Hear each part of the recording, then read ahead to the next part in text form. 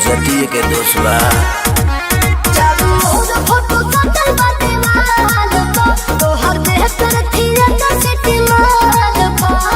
Wanted me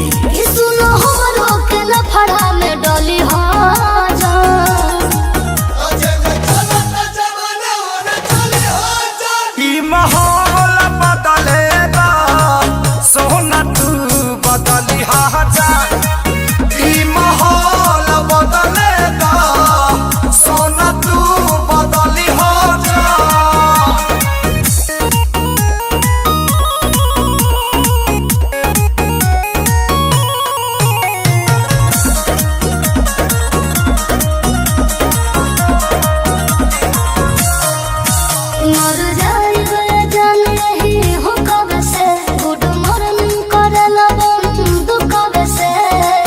अरे गन तो फन खातिर रखले बनी नमवे काफी बारे।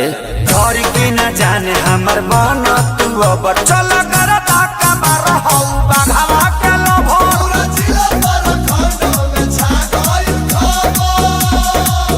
कहीं कहीं बाबू सुना के कतली हाँ जा।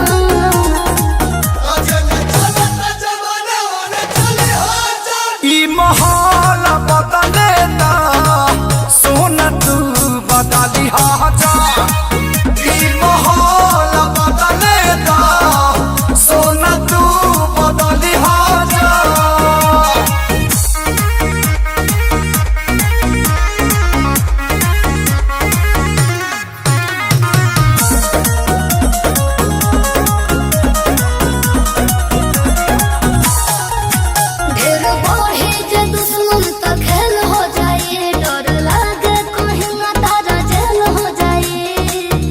लगता है जान